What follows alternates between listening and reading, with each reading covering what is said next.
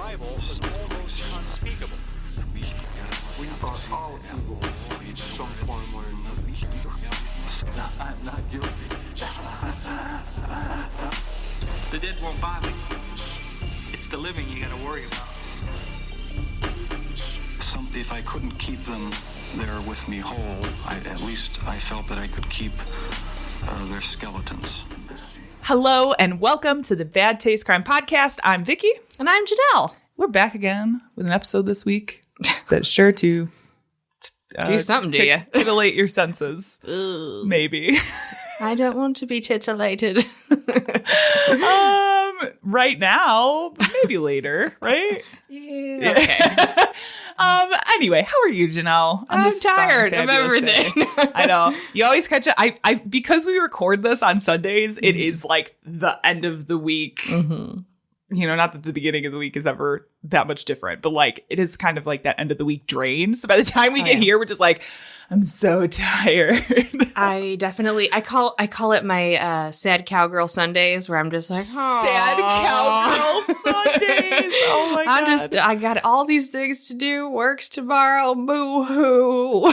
Oh my God. Yeah. It's now that I'm like done with school and like just working. Mm-hmm. I feel like a weight has been lifted from my shoulders. Not to rub it in or anything. Yeah, but you know, it's no big deal going to school, have like 8 jobs, somewhat of a social life, being on 1,000 committees. Love it. Love it so much. I never sleep. Well, on that note. Right? I'm here for murder. Yeah. Take my mind off. We're going to head over to the newsroom.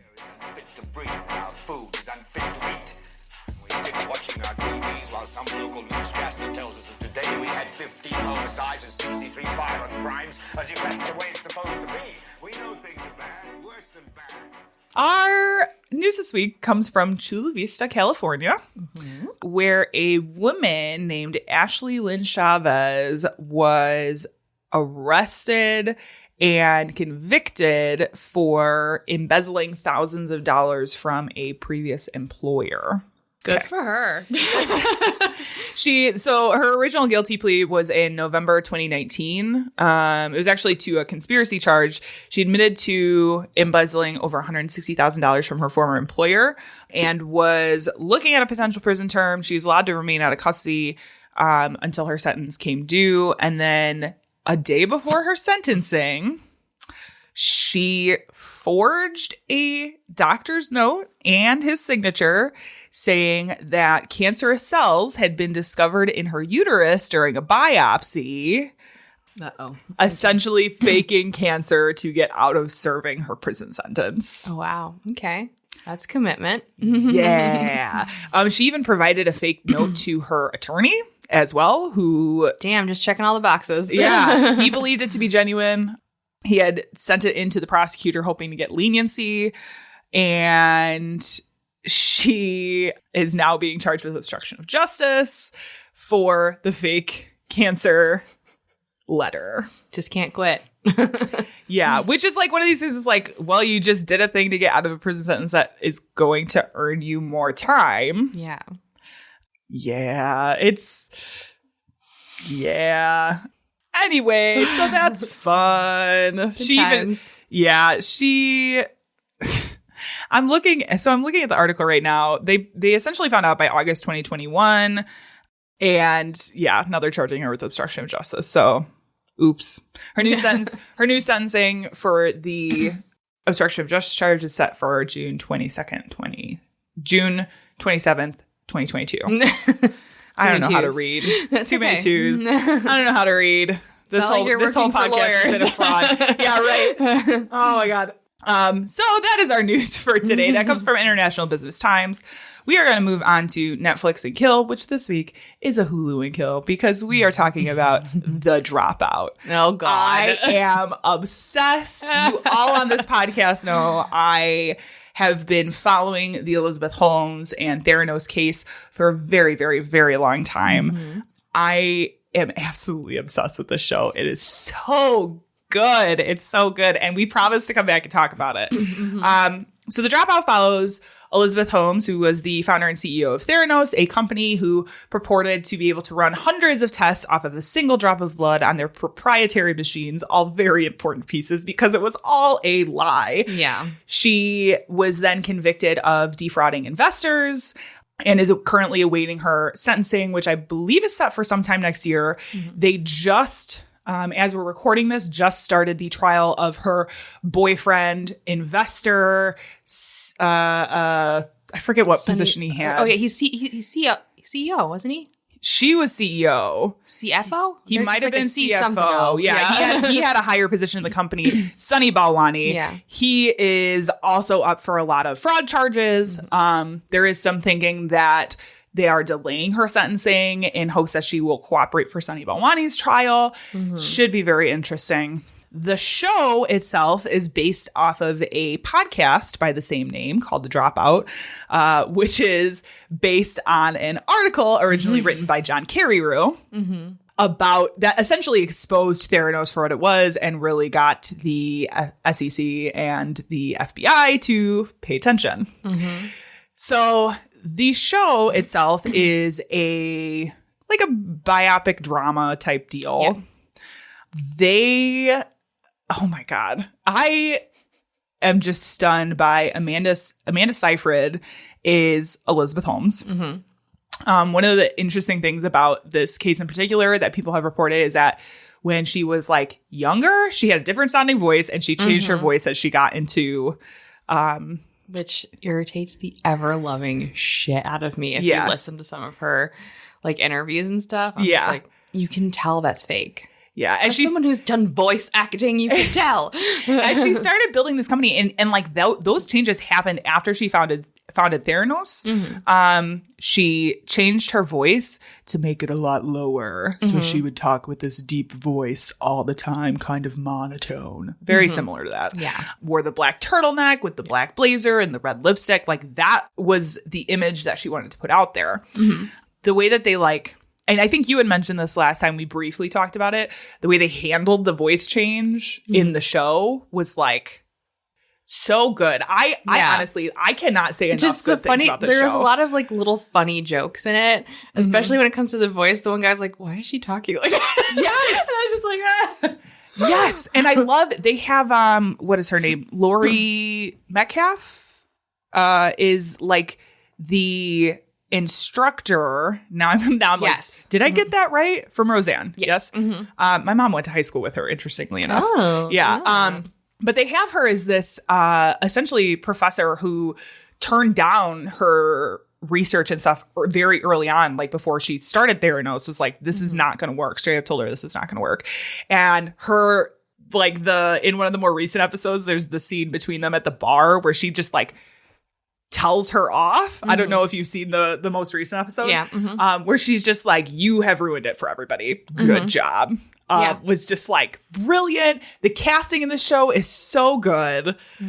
I always love a Stephen Fry moment. Like I love Stephen Fry in this show. He's phenomenal. The way they handled Ian Gibbons' suicide was like very good, very tasteful, I thought, but like the impact of it and the impact on his widow and like, oh my God, the whole thing. I am in love with this. Do you want to, I've been talking this whole time. Do you want to give some thoughts, Jill? No, I'm always apprehensive when they do the kind of biopic sort of style because sometimes it can be like over the top and too much and gaudy. Yeah. But this was actually okay. I was a little apprehensive too because I was like, because of the voice change thing, I'm like, how are they going to do this without just being absolutely gauche? But it was okay.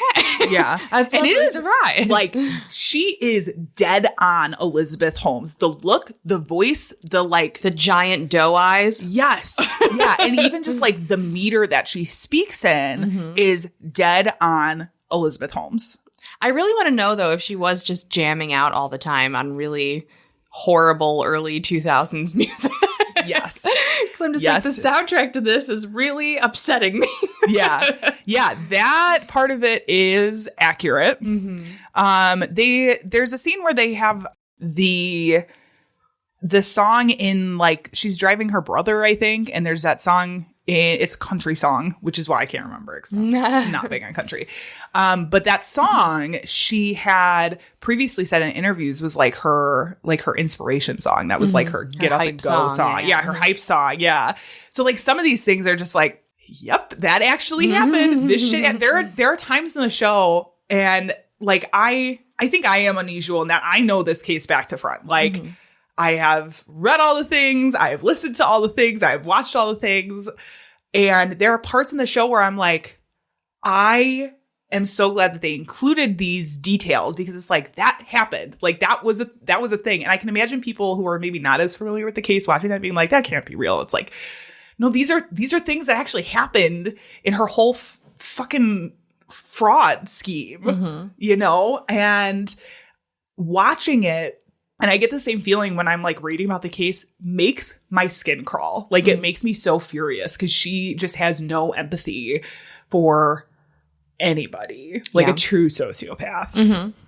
Anyway, I could go on and on. It's very good. By the time this episode comes out, I think it should be finished. I think the final episode should be out. They're very close to the end. Definitely check it out. It's called The Dropout on Hulu.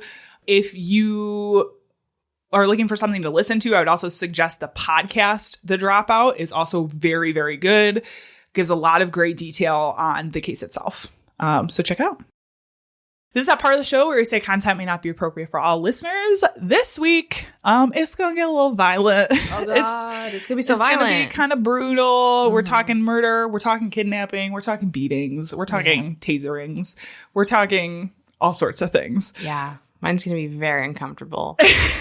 Great. It's been a long time, guys. For once, it's not me. I know. So I thought there are two reasons why I chose the topic that I will tell you guys about in just a second. One, I really like the idea of sort of revisiting some of the topics that we covered on our like earliest episodes. And so today we are covering movies that were based on actual crime. And which I think was like one of the first episodes that we recorded. It might be the first episode. It was the first episode that we recorded. Yeah. And I wanted to go back and look at some more of these cases because now time has passed and more movies have come out, you know, things like that.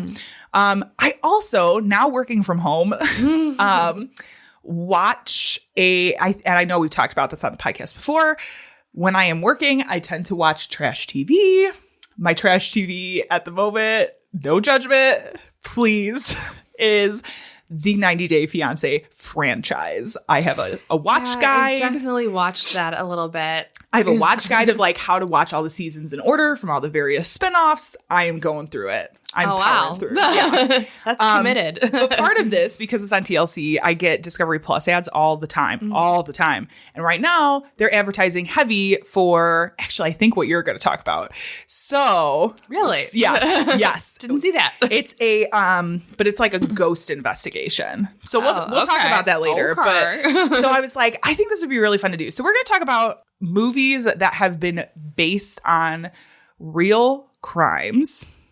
I will also say I am doing something very unusual that I don't know that we have ever done before. Okay. Mine is actually going to be a two-parter. So what? Yes. Yeah. I'm sorry. What? Yeah. So in a future episode, I'm going to come back and actually finish the story up. It's not going to be like, I would say within the next month, we will finish the story up. But I wanted to cover this, and it is so big that it's going to take 2 episodes. Okay. It is. I tried really hard. Never done a two-parter ever. We've never done a two-parter before. I tried so hard, but when I hit 5 pages, I was like, you're done. I'm sorry, guys. I cannot take over the whole podcast. Janelle would just not be happy. She's got other things to do today. I know. I'm so busy. So in 2013, Michael Bay.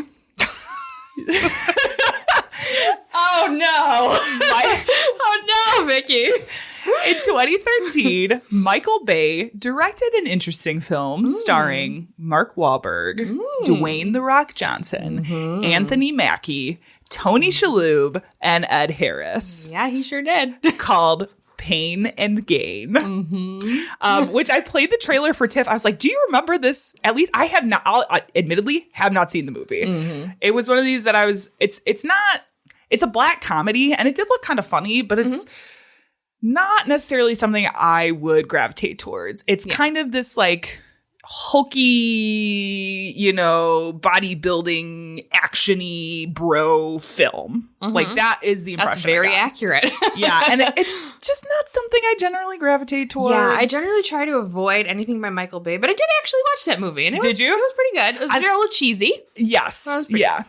And I might watch it after covering this case, just like knowing the background behind it, because the movie was loosely based on a series of articles by the same name that was published in the Miami New Times about the Sun Gym gang.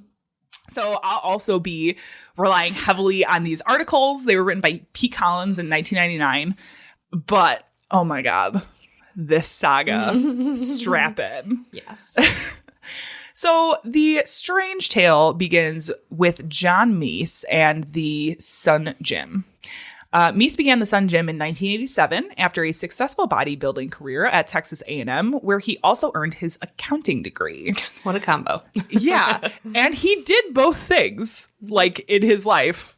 Had, like, this bodybuilding side and this accountancy side. It's all about the numbers. It's all about the gains. You're welcome. The gains. Great. So before opening the gym, like I said, Meese had a successful career as an accountant. He was the president of his own firm, Meese and Associates in Miami Shores. But he had these sort of big dreams of promoting the best bodybuilders and making Sun Gym like the center of all of it. However, the clientele and the staff were less than savory. This is from the Miami New Times quote. One Sun Gym manager, according to lore, had left for vacation and was arrested in Louisiana with massive amounts of cocaine and amphetamines in his car. Another manager, an ex-cop, quit working at the Sun Gym and then performed the ultimate reverse sting when he led 3 drug dealers out to the Everglades and executed them. Okay, then. Now, by 1992, it's safe to say the business was fledgling and was really only a drain on finances. Meese, at this point, was looking to offload it. He still had his accounting firm to deal with, and the gym was having a negative impact on business over there because you had all of these accounting clients who knew the reputation of the gym and kind of were like, we don't really want to do business with somebody attached to this like kind of sketchy gym. Understandable. I would probably do the same thing. Be like, maybe not. So Meese was ready to be done until he met Daniel Lugo. Lugo came to Meese looking for a job along with a ton of ideas of how to improve things at the gym, essentially laying out this roadmap to turn Sun Gym into an entire empire. However, Lugo also brought with him a criminal record. He had recently been released from Eglin Air Force Base Federal Correctional Institute for fraud. This was the scheme, according to Miami New Times. Lugo masqueraded as David Lowenstein, an agent representing financiers connected to a fictitious Hong Kong bank that had millions to lend to American small business owners and entrepreneurs. Employing an advance fee payment schedule he collected upfront from eager applicants, supposedly to purchase Lloyd's of London insurance to ensure repayment of all of the loans. Lugo from this scam was able to collect $71,200 in fees, and he obviously never produced the loans. As a part of his plea agreement, Lugo admitted to a similar ruse in Oklahoma and had to write an acceptance of responsibility statement to the court. His statement was essentially like, I did this, I did a bad thing, I will never do it again.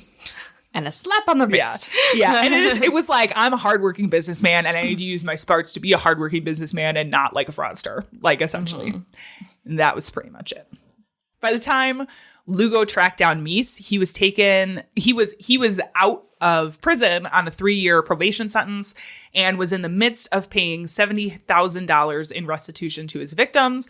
He also wasn't allowed to establish any lines of credit or incur any credit charges without permission from his probation officer. So Meese hired Lugo And he hired him as a manager at Sun Gym in hopes that he could revive its image. And by 1994, the gym had a juice bar, like every weight station you could imagine.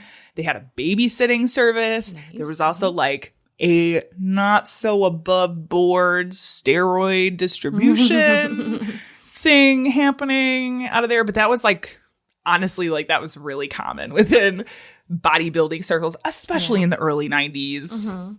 Like that was just, steroids were just the thing to do. Yeah. You just did them. But while he was revitalizing Sun Gym, Lugo continued to do crimes. In fact, he went right back to criming almost immediately after he had been released from jail. After being hired by Meese, Lugo met another weightlifter at the gym who was kind of into white-collar crime and had also just been released from prison. Ooh, making friends. Yeah, right? I mean, you got to find common ground. Like, you just got released from jail. I just got released from jail. You like white-collar crime? I like white-collar crime. Yes. Oh, my God. Again, from the Miami New Times, quote, together they established 10 phony medical companies, then rented dozens of mailboxes. They bought names, social security numbers, birth dates, and other information about legitimate Medicare recipients for $10 apiece and mailed fraudulent bills to the government for non-existent medical services, end quote. So, Medicare fraud. A portion of the proceeds went to Lugo's good friend, Adrian Dorbel, who, although he was only 22, had 2 clients and an expired visa and was able to invest $1 million into a Merrill Lynch mutual fund account. Sounds legit. Yeah. All above board, I'm sure.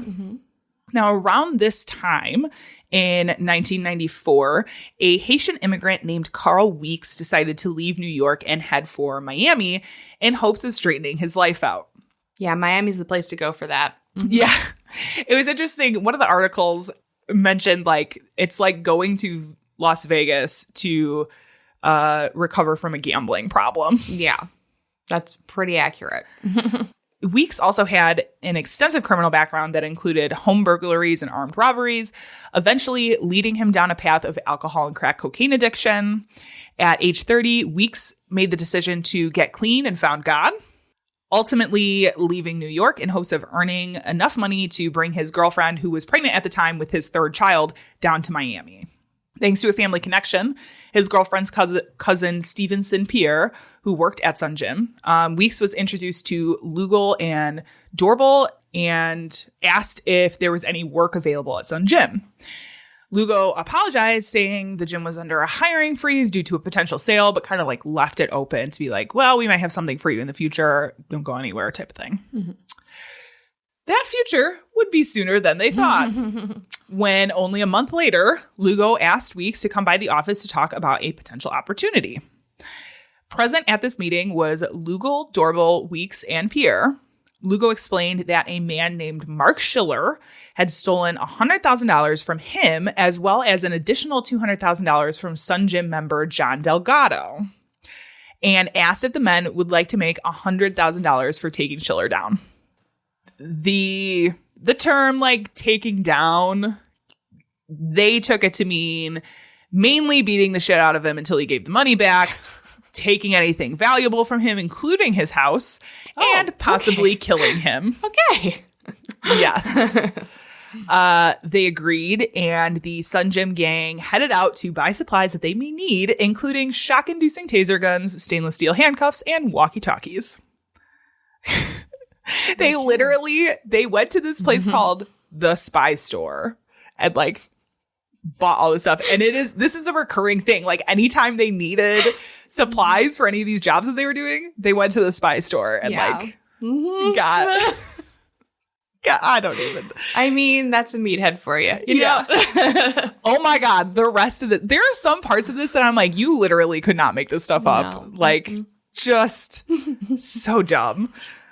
So after they got all the stuff from the Spy Store, they then rented a car and performed surveillance to determine the right time to abduct Schiller and take him to a warehouse that was owned by Delgado.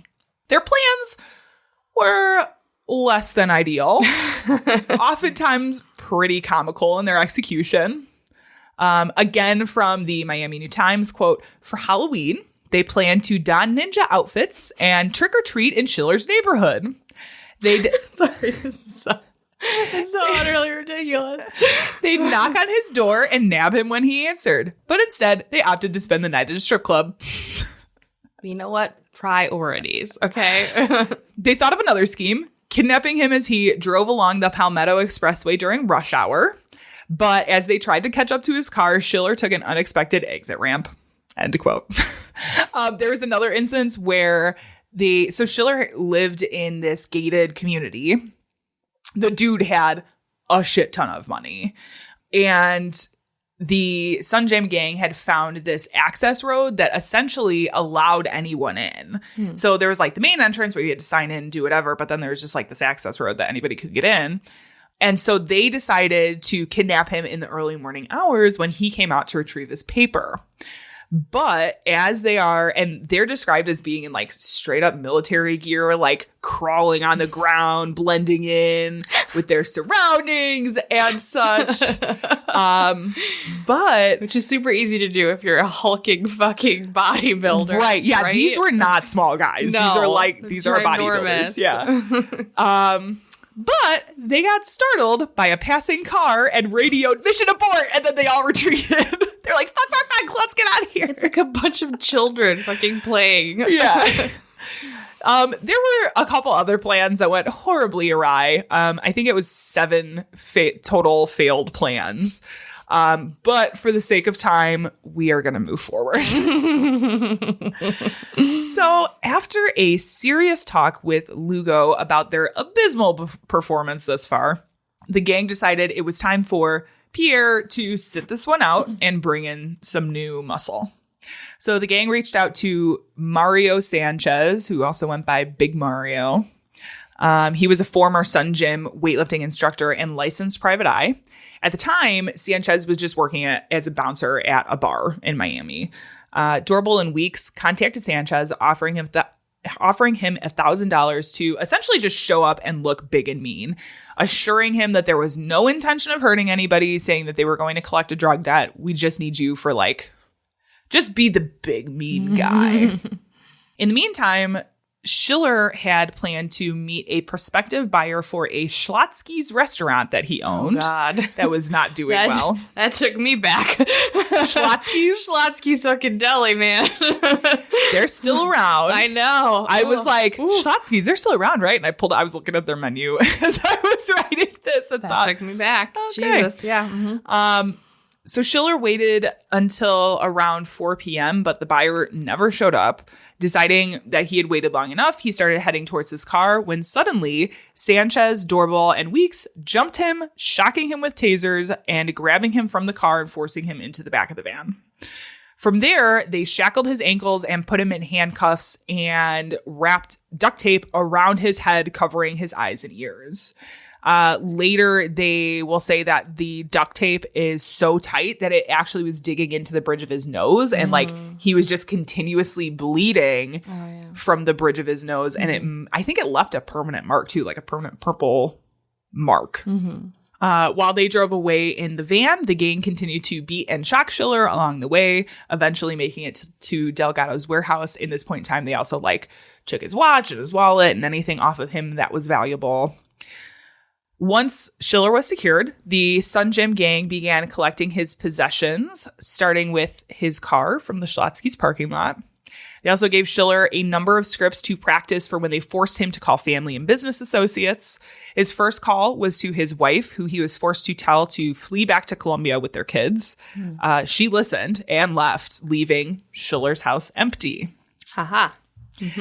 The gang then forced Schiller to call a number of business associates, saying he had fallen in love with a crazy Cuban woman and they were just madly in love, and they wanted to convert all of his assets into cash and then run away together, off into the sunset, just yeah. Yeah, of course. The dream. Mm-hmm. Sure. That always happens.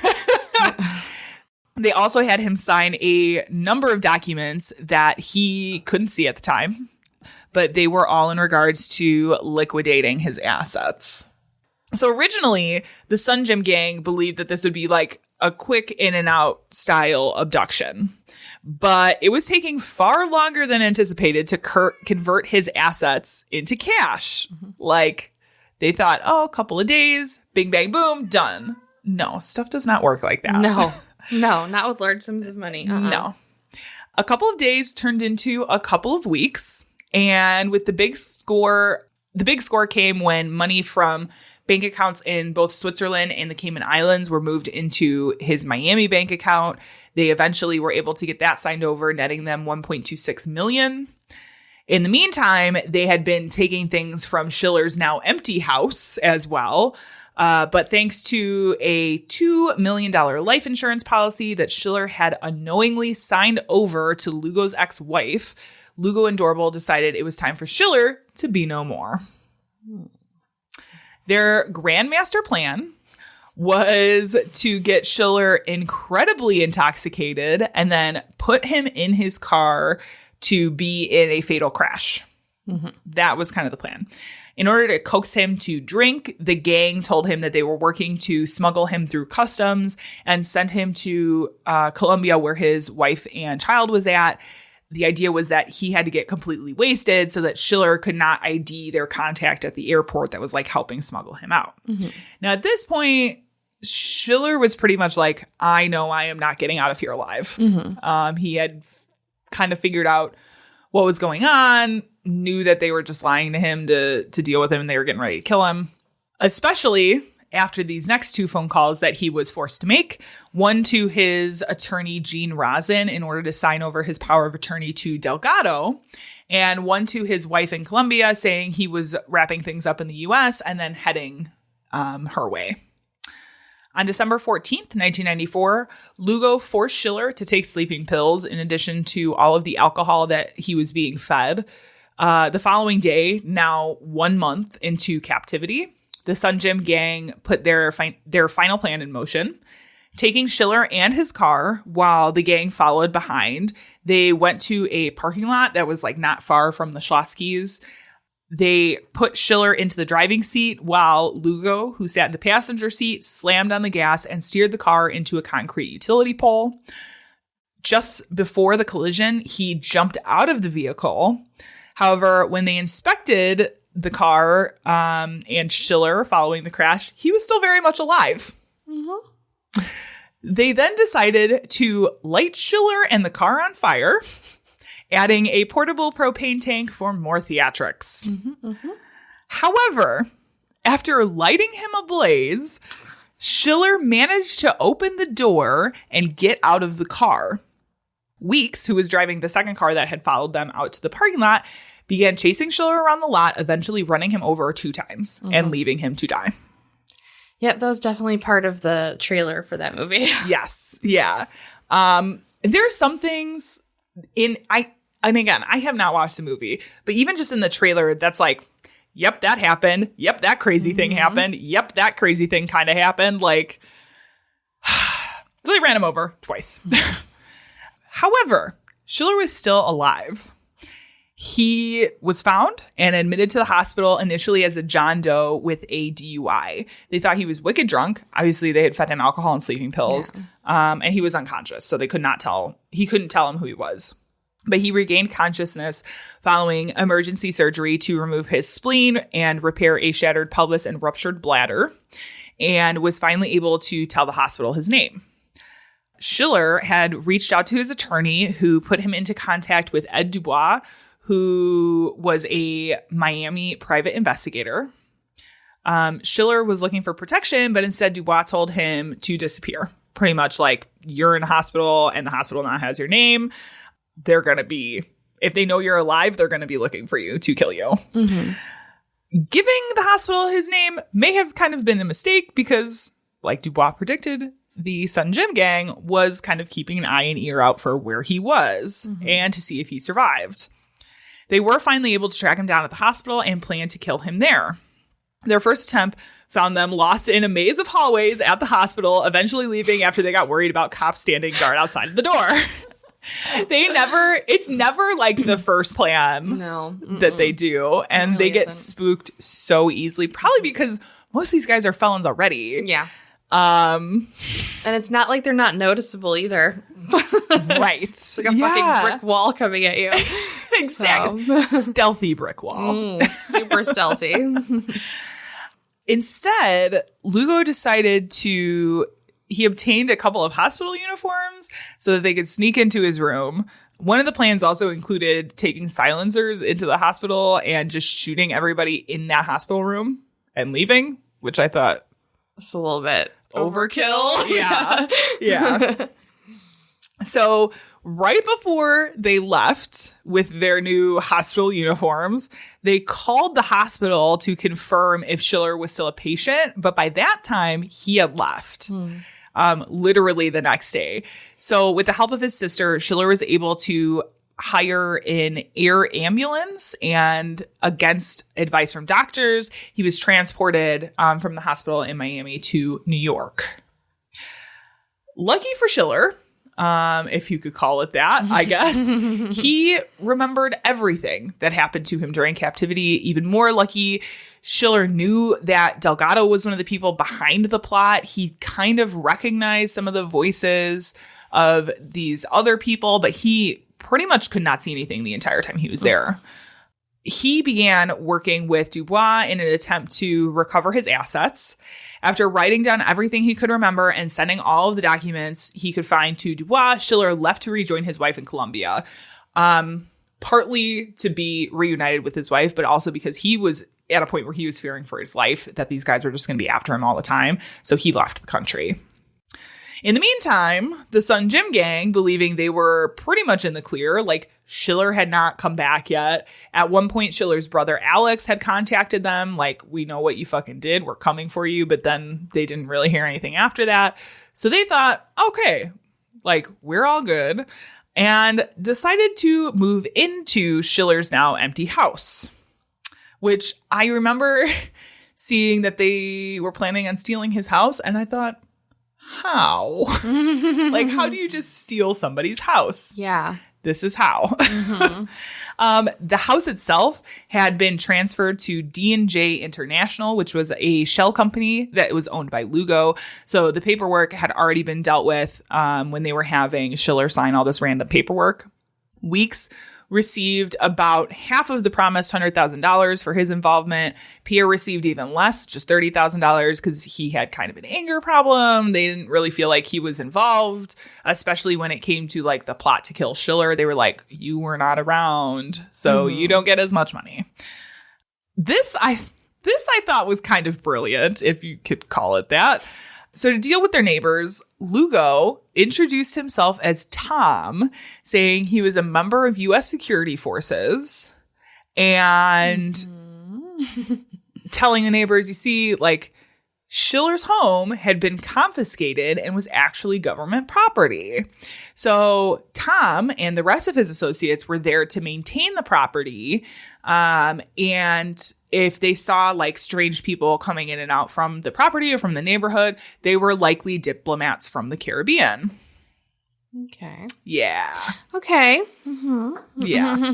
Which I thought, I mean, it's not like the worst of lies. Like, I've heard some really terrible ones about like what people are doing that just don't, I mean, if you think critically about them for a second, it's like, that does not add up.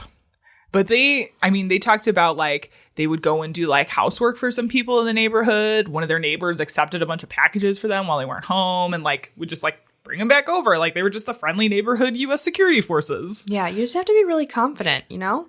That's what I've learned. True. You just have to have the confidence, and people will just fucking believe you. That's so true. You just got to walk in with that big dick energy, and then you're like, I am U.S. security forces. Yeah. Okay, yeah, you're big. I get it. Yeah, that's true. They were all like bodybuilders, so it was like, yeah, okay. Now, Dubois had begun his investigation, and many of the documents that he was seeing seemed to have something in common. They were all witnessed and notarized by John Meese, the owner of the gym. Dun, dun, dun.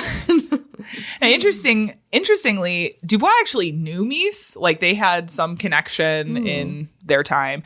And so he called him, scheduled a meeting with him. Meese denied knowing Schiller, but admitted to knowing Delgado and Lugo.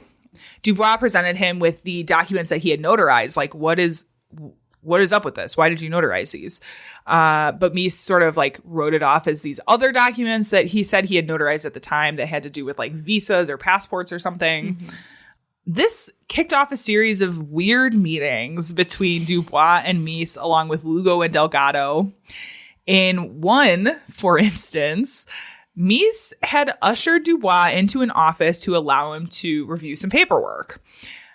The office, however, was actually one used by Lugo regularly. He like held an office at this accounting firm that he would use to conduct business. Mm-hmm. It was the actual office where the crime itself had been planned. Very nice. And Dubois did not realize this at the time. And I don't know that Meese like realized what he was doing when he took him into this empty office. Mm-hmm. But as a private investigator, Dubois was like, well, let me look through the trash and just see, because he was looking at all these documents. Most of them were unremarkable. It was just like standard business stuff. Mm-hmm. So he started looking through the trash just to be like, well, maybe I could find something in here, because trash is kind of a gold mine sometimes. Mm-hmm. Amazingly, he was able to find a ton of paperwork relating to Sonja and the members of the gang. They also found bank statements relating to the members of the Sonja gang, including a cashier's check for $67,845 that paid off Lugo's court-ordered restitution. Having all of this new evidence, Dubois directly confronted Delgado, who was supposed to be at this meeting and was late. Delgado, kind of like realizing he'd been caught, proposed a compromise. Oh boy. In exchange for returning Schiller's $1.26 million, both Schiller and Dubois would have to sign a contract saying that they wouldn't repeat the story to anyone else, especially the police. Mm-hmm. Okay. Now, Dubois and Schiller conferred with attorney Ed O'Donnell, who was pretty skeptical of such a deal. He wasn't even sure that they'd be able to like find an attorney that would write up this contract for them. Because him being like, well, we'll give you this money back if you don't tell the police, is essentially a confession. Yeah. And like, really, Dubois, as a private investigator, could have taken that to police and been like, here you go. Mm-hmm. But in fact, the Sonja gang had been able to find an attorney, Joel Greenberg, who did in fact draft up the contract. Lugo at one point had come up with this plan to like alter the contract so that instead of a $sign, they used a lira sign, I think. Mm-hmm. And so instead of the $1.26 million, it would actually amount to like $1,200. But he told the attorney that, and the attorney was like, I'm not going to do that. Like, I'm not on board with this. Mm-hmm. So he drafted up this contract, but then left the like currency symbol spot blank and was like, if you want to do that, that is up to you. Like, I do not have any involvement in that. Like, here's your contract that you asked me to draft. Mm-hmm. Copies went back and forth between the parties for a while, but no money ever made its way to Schiller, as you probably expected. Dubois eventually threatened that if the money was not returned, quote, he'd deliver to the Sonja gang a civil RICO complaint so large I'll have to deliver it in a U-Haul, end quote. Okay. Schiller had filed a challenge to the deed at this point, the deed to his house, and the Sonja gang knew things were quickly coming to a close and began taking everything they could out of Schiller's house. Rather than respond to the challenge, the gang made off with around $150,000 in property and a BMW, which I think one of the guys gave to like his girlfriend. Schiller won his challenge, and once he was back in possession of the property, like Schiller was still in Colombia, so he sent Dubois to go look at the property, and he pretty much said, there's nothing left here. Like, it's almost like you guys never lived here. Now, by this point, Dubois and Schiller knew that the money was never going to be returned and decided to go to the police. So Dubois got in touch with a contact of his at the Metro-Dade PD who referred the case to the Strategic Investigations Division, which was kind of like this elite investigations division that dealt with a lot of these sort of RICO cases. Schiller, at this point, returned to Florida just for a few days. Like they were able to coax him back to come do this interview with the police. So he sat down with police and sort of recounted the entire horrific tale of his abduction and captivity, and how he was forced to turn over his assets. However, SID was pretty skeptical of this fantastical story. And they initially were like, Yeah, it sounds fucking ridiculous. it does sound ridiculous. Yeah, it totally sounds like there's no way this could have happened. And it is horrific. Like, I left out a lot of details in the captivity portion of the story because they're pretty brutal. I mean, they were just constantly torturing him with tasers and beating him and mocking him, like, while he was in custody. It was awful.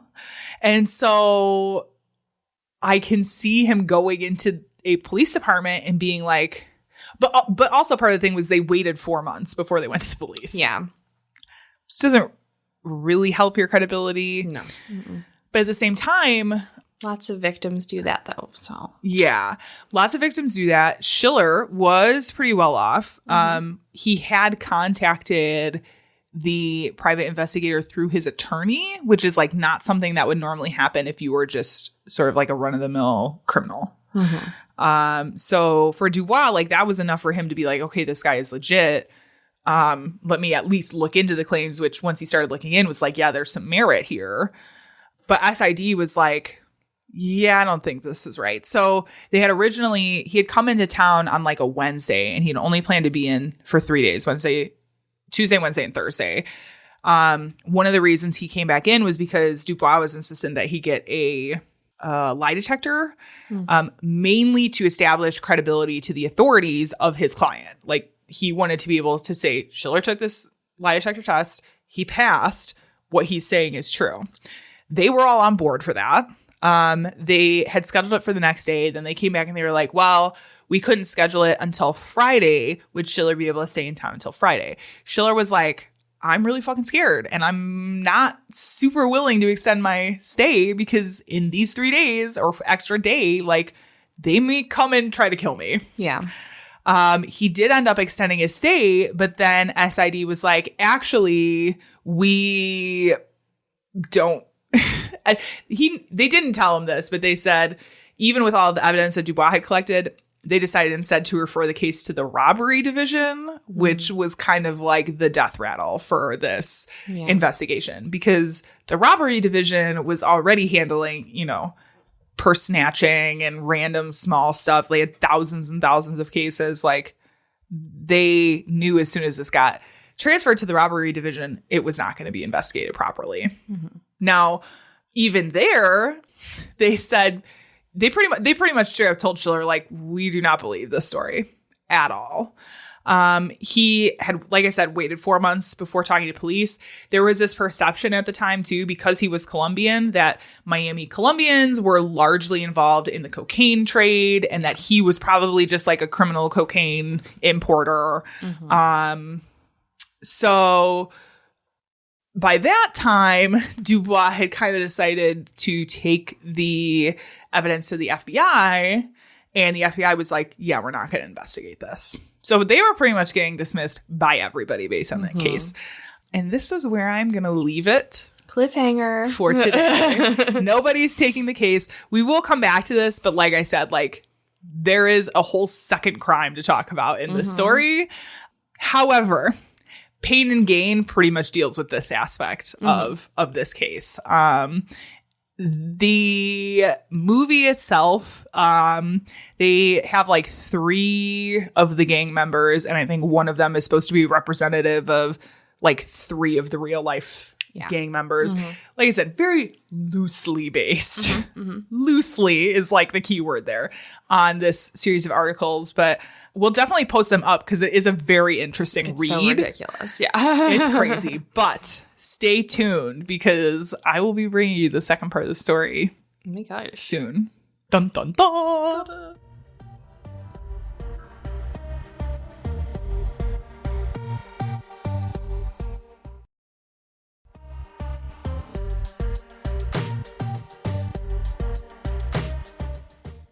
Okay, so that was a little bit lighter than mine. Yeah, it was kind of fun. This is fun, which is fun. I mean, you left out some gruesome details, which is fine because mine's going to fill in for that. Yeah, I really wanted to do. That's why I really wanted to cover, even though it's a huge case and I did have to split it. Like, it is just kind of a fun is not the right word. Interesting. Yeah. Weird, random. It's kind of a spectacle. Yes, spectacle for sure. Yeah. So tell me. So What do you got? Trigger warning on this one. Just be mindful there is some assault and some, I forget the terminology where you're messing with dead bodies. Necrophilia? Not the sexually kind, okay. but where you just kind of do stuff with bodies after they've died.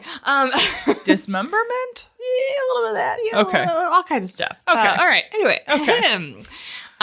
So we're going to take a look at a case that was actually the basis for the movie franchise of Scream. Yes. Now, if you recall, Scream, for those Gen Z people who haven't seen the whole thing yet, Sydney Prescott.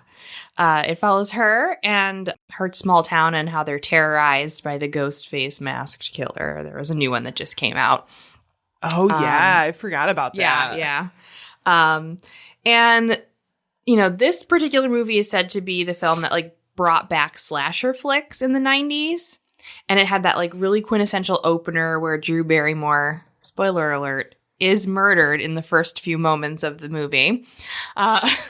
So that begs the question, what the fuck kind of a case would inspire such a horrible movie? Yes. Well, we're going to look at the case of the Gainesville Ripper. Yes. So this is, like I said, I almost covered this because I keep seeing that fucking ad for this Discovery Plus show. It's called Scream the True Story. And it is like a paranormal investigation of the Gainesville Is Zach Ripper Baggins case. in it? No, it is not. That seems like a very Zach Baggins thing to do. It is paranormal investigator Steve Shippey and psychic medium Cindy Kaza. Okay. Which I see Cindy Kaza and I'm like, yeah, I Oh, haven't boy. seen any advertisements for this, and I'm going to have to look at that, but yeah. yikes. Okay. I see that. I swear to God, I see like 16 of them in one workday. I'll have to look into that. Yeah. Anyway, continue. So, we're going to go way back in the time machine to 1990. This is a very 90s centric It's so episode. 90s centric. I need you to just get on them Janko jeans Yes. and just listen to the Cardigans. Where and my we're gonna pogs talk at? about We're going to talk about it. So that was 32 years ago, and I was like, oh man. Oh my God. Ugh. And I'm like, fuck. It is 32 years ago. It's just like, I shudder at the thought of my entire childhood being so old now. Yes. Yeah. So, of course, if you're familiar with Gainesville, it is in Florida, and it's a very, very, very big college town. Like, when you think of spring break quintessential college feels, that's Gainesville, Florida. Oh, yeah. This is where the University of Florida is located, and it's a really big party town. Like, people specifically go to that school just to fucking party, which Yes. is nuts to me. I went to school, learned, and then left. Like, I didn't have any party times. I was like, I'm going to make these fucking paintings, and I'm going to get the fuck out of here. Yeah, I probably had a little too much party time my first time around. I'll be honest. Yeah. I got it. You know what? But I'm 31 and I finally got it together, bitches. So it's fine. I was really leaning into that lonely artist kind of thing, that just like, Yeah. This was your post-punk, like... this is my post-punk sads is what I call it. Post-punk sads. Yeah. I'm just like painting 8-foot canvases soaked in blue paint, like, woe is me. So yeah, I went through that phase. So, this makes a really great scene for a murder, a college town. Of course. So our story will open in August. Hello, the beginning of the semester. Everyone's coming back to campus. Students were just moving into their new apartments all across town. And in the early hours of August 24th, a University of Florida freshman, Christina Powell and Sonia Larson, were asleep in their 2-story apartment, which apparently is a thing in Florida, to have a 2-story apartment, like condo style for us here. Oh, yeah. So they were in their 2-story apartment. The intruder broke into their apartment and went up the stairs to Larson's room first. Upon entering, the intruder taped her mouth shut to quiet her screams and then stabbed her to death with a K-bar knife. We're going 0 to 10 right off the bat. Gosh, yeah. Jesus. So then the intruder came back down the stairs, and Powell, the roommate, was actually asleep on the couch. So they proceeded to also tape her mouth shut and tape her arms. They cut her clothes off and assaulted her before also stabbing her to death. The intruder then repositioned the bodies into sexual poses before showering and then leaving the apartment. Oh my God. So this sounds like someone who already has their MO pretty fucking figured out. Yeah. Like they're a seasoned vet. Yeah. No kidding. The next evening, the perp would commit an even more gruesome crime. They broke into the apartment of 18-year-old Krista Hoyt, prying open a sliding glass door with a screwdriver, which is my ultimate reason why I've never lived in an apartment or had a sliding glass door. I walked it, like, when I went, looking for houses, I was like, no sliding glass doors, no windows that are, like, on ground level. I was like, ain't nobody coming in here. As long as you put a stick in there, it's normally fine, right? Like one of those, you know what I'm talking about. Like a stick with the rubber ends. Yeah, no, I'm just talking about, but you can still open a door. Listen, takes a little bit more effort. I have to be able to live somewhere. Like, I know. Girl. I know. When my brother moved down to Nashville, he got his girlfriend at the time a heavy metal thing that goes against your front door of your apartment that like props it and keeps it shut because there were people kicking in doors in Nashville at the time. And I was like, wow, this is where we're at in life. Yeah, but there's all kinds of devices you can use. Oh my God. Whenever I'm like home alone and I'm kind of getting the heebs, I just like put stuff in front of the doors because my house has like 1,000 doors. You have to walk through 1,000 doors to get up to the bedroom. Yeah. So I would definitely hear someone coming. So I like booby trap it Home Alone style. Yeah. Where I'm like, if this trips, someone's in the house. I know it. Well, we all know you have weapons in your bedroom. I know. Too. I have so many knives in my bedroom. So back to the story. This is how to keep yourself safe hour with Janelle. Just put World War II trench knives in your bed and you'll be fine. So they broke in with the screwdriver. They then realized that the apartment was actually empty, so they lied in wait. At 11 a.m. in the morning, Hoyt returned home and was surprised by her attacker coming through the door. I know. I was like, that is too early. Girl, you know I got my danger pocket in my purse. I'd be like, Listen, I'm just stopping home in my apartment in between classes. I'm just trying to get a snack. Like, I'm not ready for this. Don't fuck with me. I need to take a nap. Yeah. So they duct taped her hands and mouth, also cut her clothes off, assaulted her, and stabbed her. Wow. But this time, the cutting of Hoyt was even more masochistic. They were extremely deep and extremely violent, and they cut her so deeply in her chest that they opened her aorta. Oh my God. Like, K-bar knives are pretty gruesome in and of themselves. Yeah. But like, the veracity to go through your breastbone and cut your aorta, like that's what I was thinking. Violence. You got a whole rib cage in there. Oh, yeah. That's what it's there for, to protect all them soft, meaty bits underneath. Jeez, yeah. So the perpetrator left, but returned a short time later because they thought they had left something at the crime scene. So they thought they had left their wallet, and they went back to double check. And after returning, they decided that they wanted to change up the scene of the crime. They wanted to add shock value. So wait, he actually left and came back. Mm-hmm. Okay. Came back. This is the very, very gruesome part. The perpetrator then decapitated Krista Hoyt, positioned her body on the bed, sitting on the edge of the bed, facing a shelf across from her bed, where they placed her head. Oh my God. Yeah. That's really fucked up. That is the most fucked up part of this entire story. I was like, just to think about that. Yeah. Like, to leave and to come back for something stupid and then be like, you know what? I'm going to up the ante and I'm going to then decapitate someone who's been sitting there for a little bit. Yo. Yeah. No. So it was real gruesome. Wow. Now, both crime scenes were found relatively quickly, and police knew that they had been connected, obviously, within a day of each other, exactly the same kind of crime scene, and one more brutal. There's someone ramping up, right? Yeah. The murders of Krista Hoyt, Christina Powell, and Sonia Larson were all over the news. The crimes prompted the campus to put out an alert to students about safety precautions.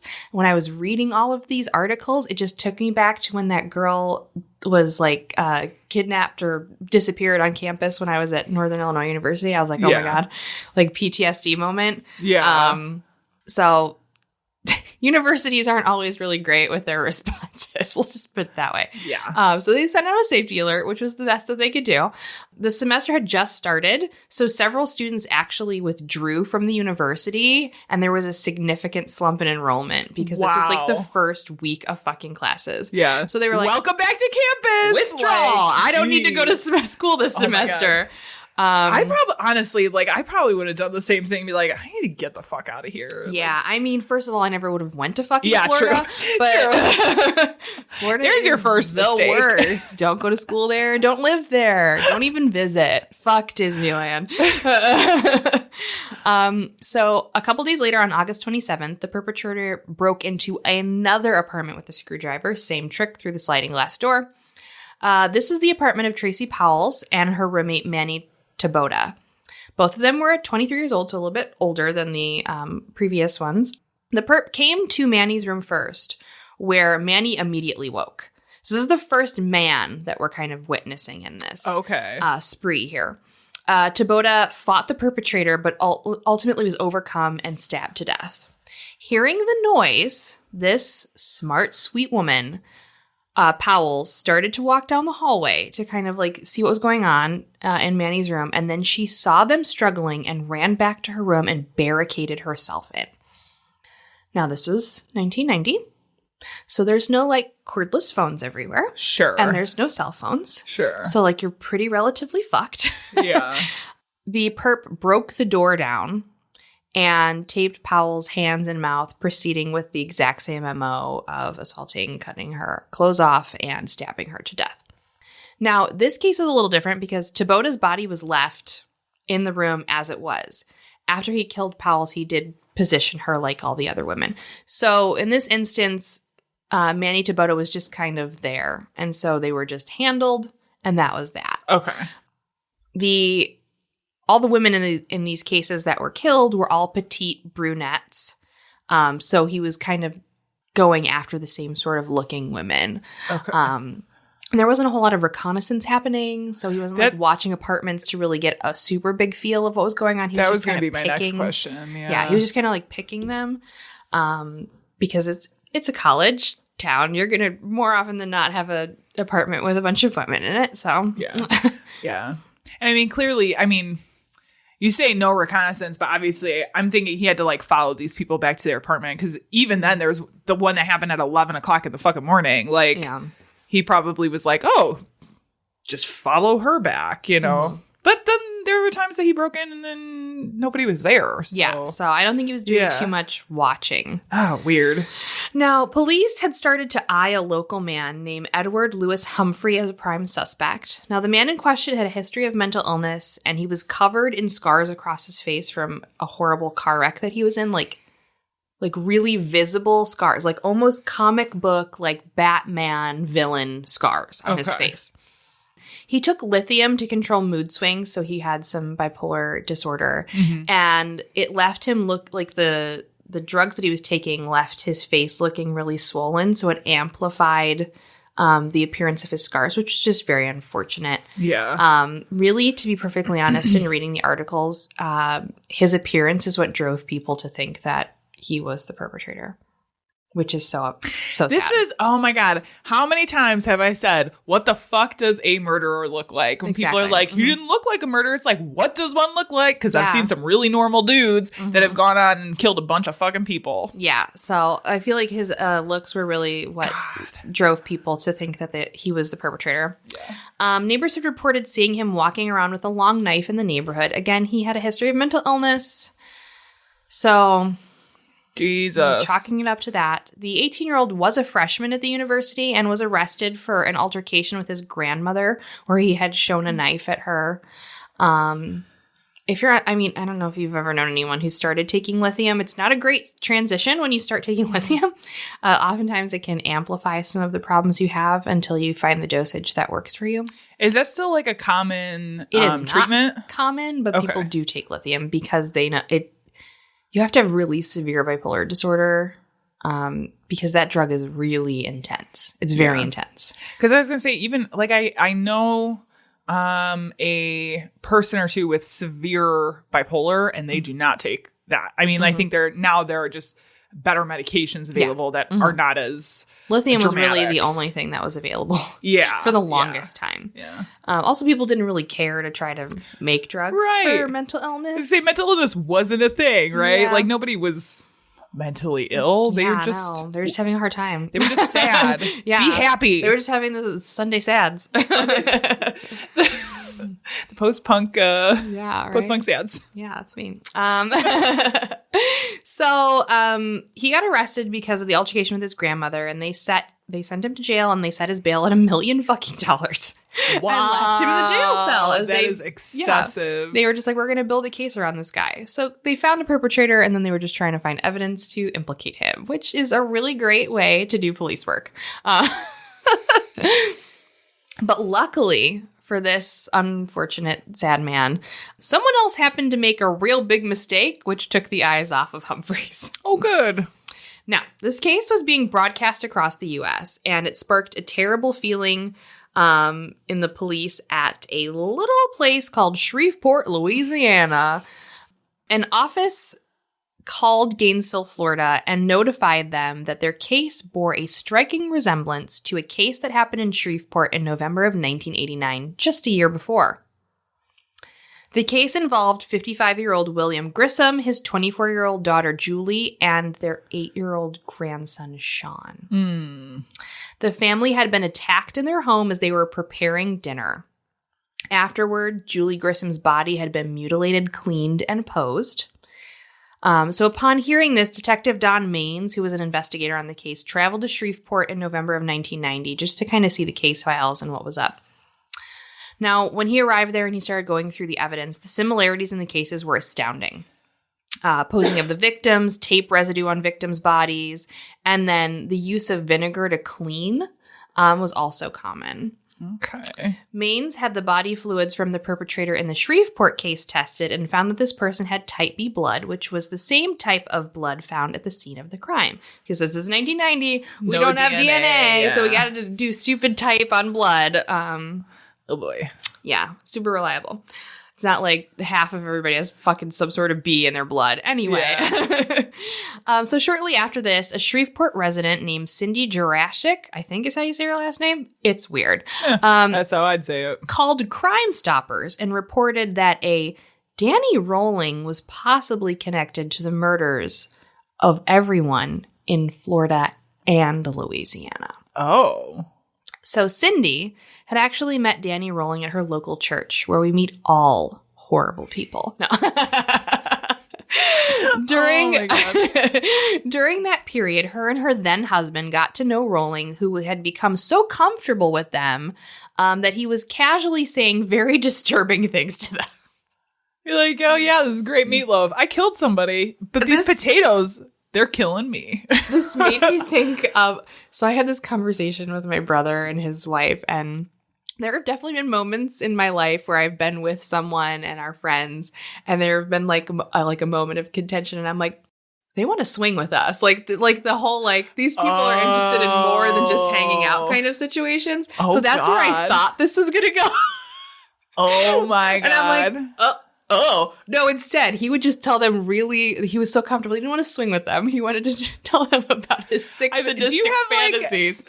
Do you wear pineapples regularly? I don't even eat pineapples regularly. Do you have a pineapple sign on the outside of your house or on the back of your... Right. When I learned that pineapples were that signifier, I was Yeah. like, all of the decor I remember seeing when I was a child of wood carved pineapples and pineapple macrame, I was shook.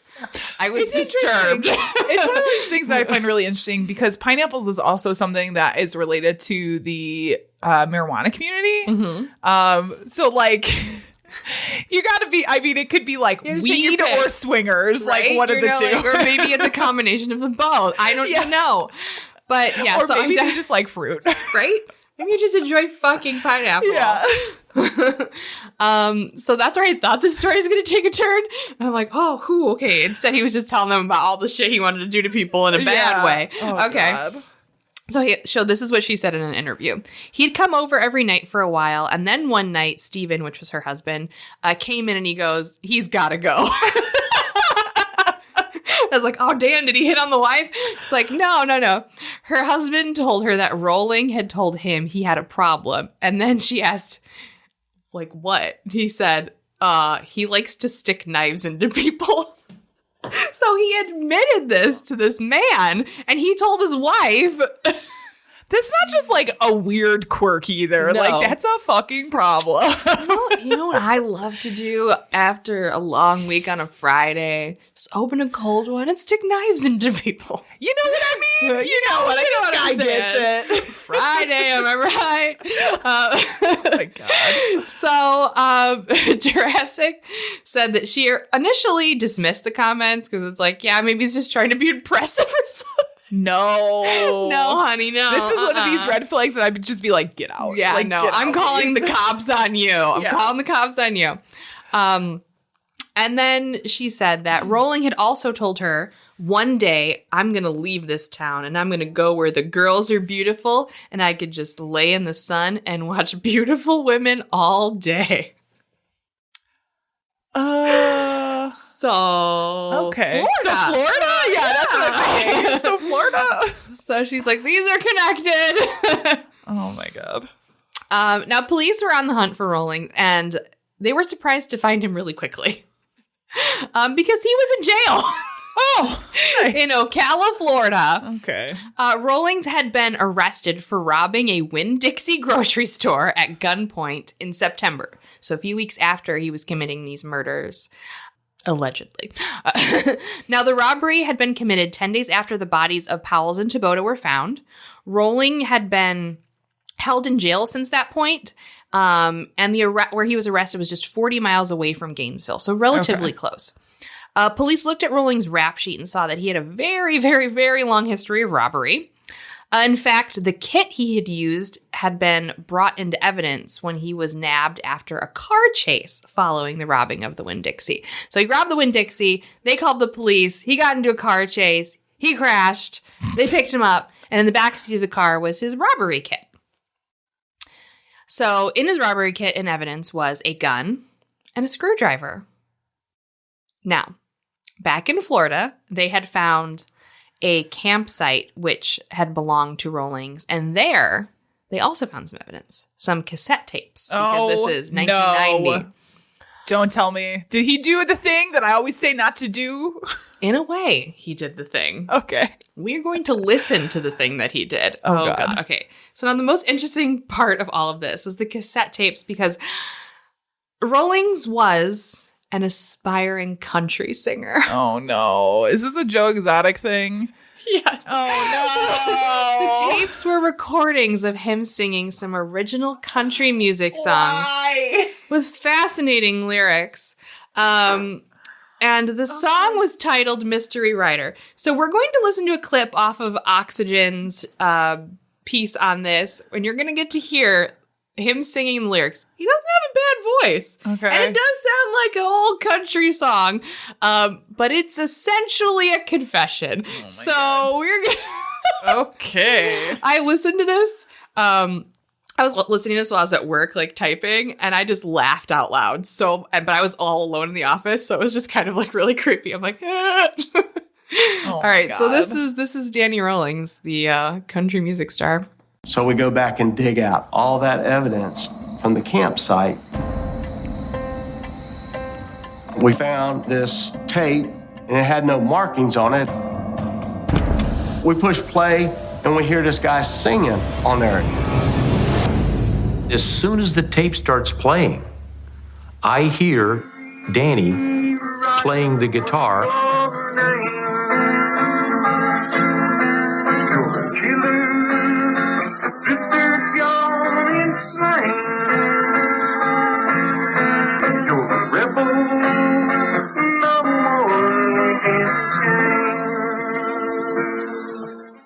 Okay, so if you didn't catch those lyrics, he said, you're a killer, you're a drifter gone insane, you're a rebel that no one can tame.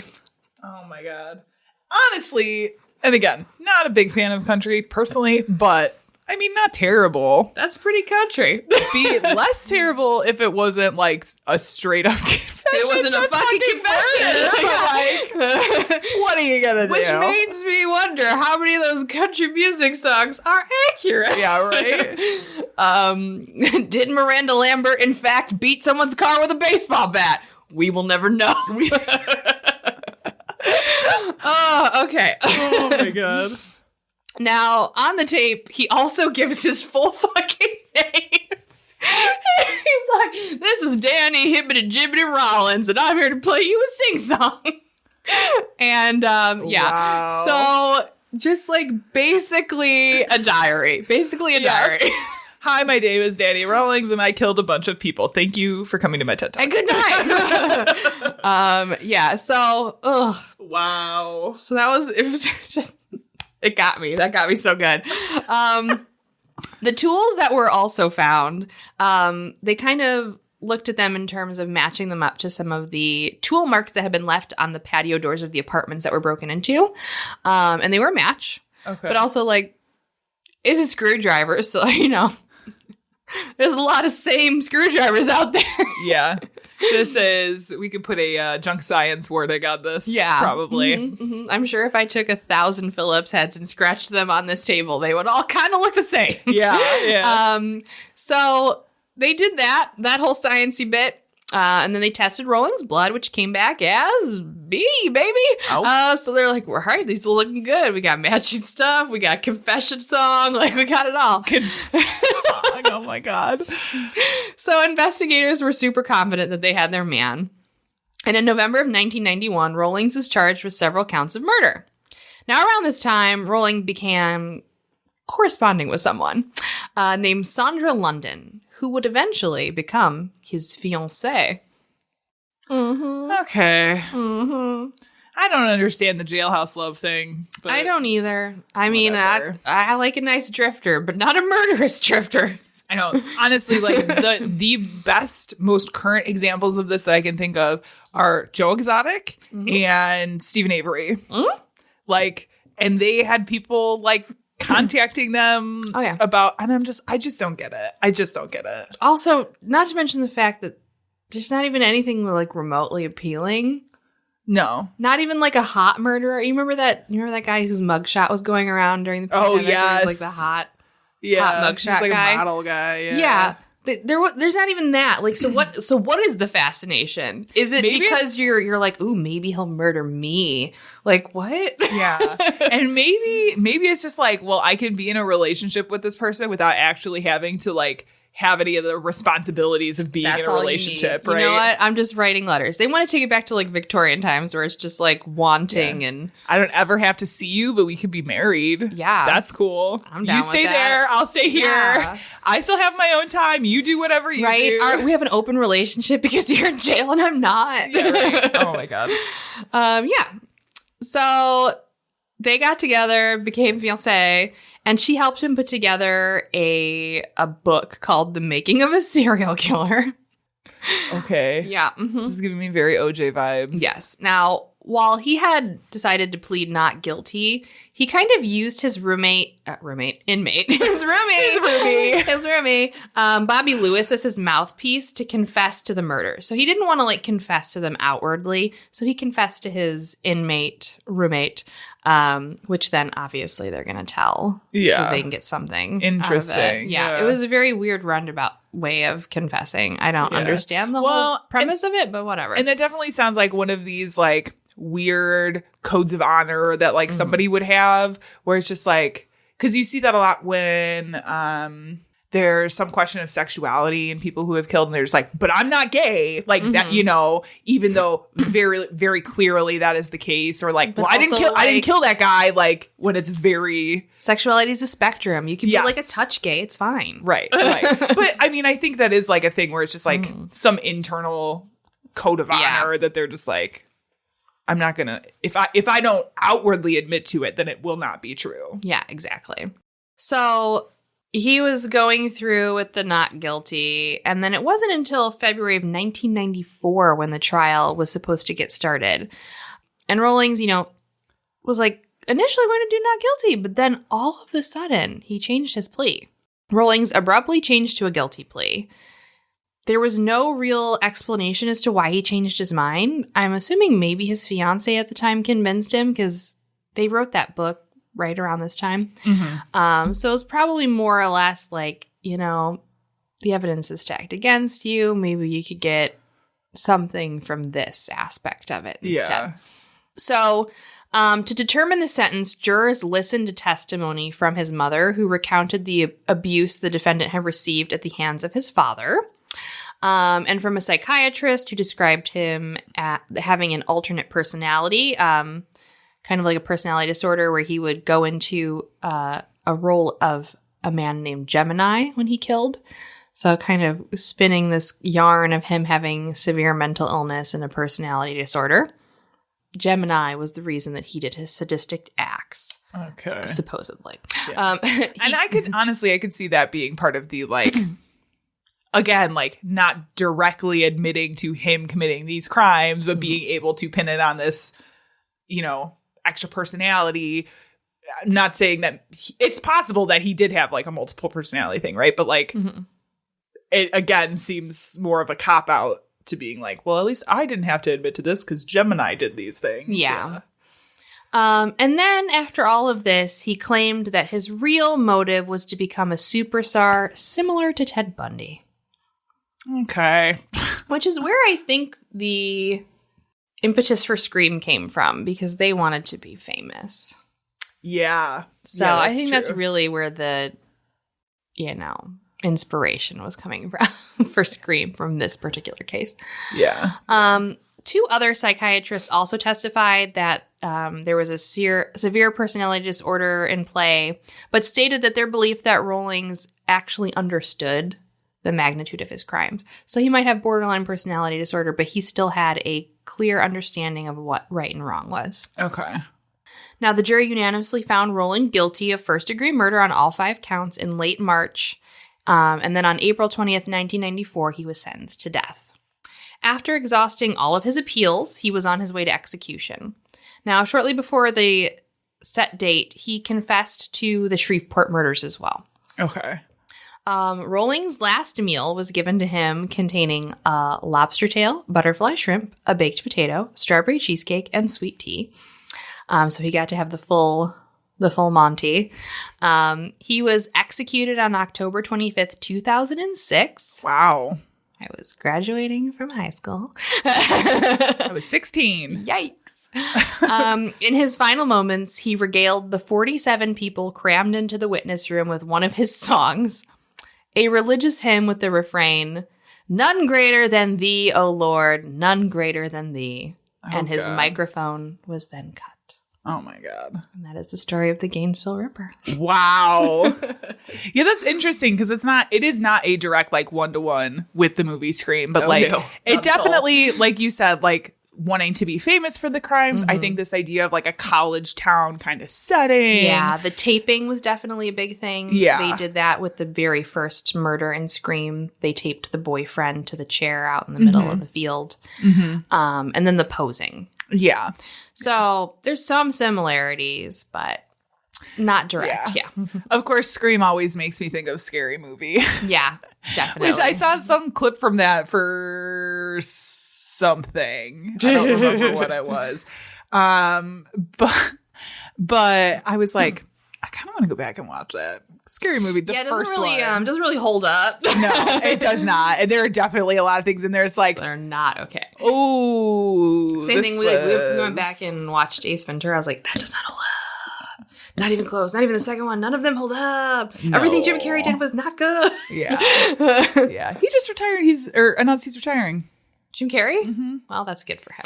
Yeah. He's going out on a high with Sonic 2. So anyway. Is it a high?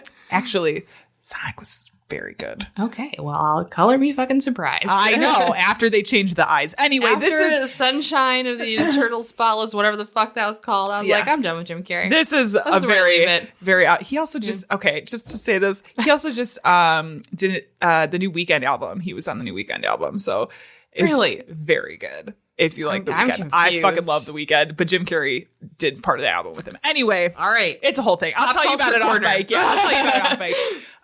So, if instead of watching one of these movies, you're looking for something else to do, why don't you check out this podcast?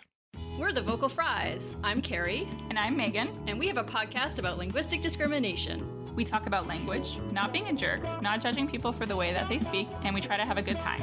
We talk about things like vocal fry, swearing, Southern American English, and prescriptive grammar. You can find us on iTunes or your favorite podcast app. That has been our show for this week. Sure has. Sure has. Yeah, it was a fun one. Gruesome twosome. We have some stuff coming up that we will announce soon. We're just not quite ready there yet. Keep an eye on our social media. But we do have some stuff planned for later in the year. Hey. Hi. Do we have anything else? No, just No. stay tuned. We might have a few Yes. things to do. Other Yes. than that, just stay here Just stay here. with you Stay in our alive. ears. Yeah. Staying alive. Staying alive. Barely. Barely. Okay. Well, This has been a podcast. This has been a podcast, yeah. On that note, our sound and editing is by Tiff Fallman. Our music is by Jason Zakshevsky, The Enigma. This has been the Bad Taste Crime Podcast. We will see you in 2 weeks. Goodbye. Bye. Women had left their bodies on the hillsides along the highway.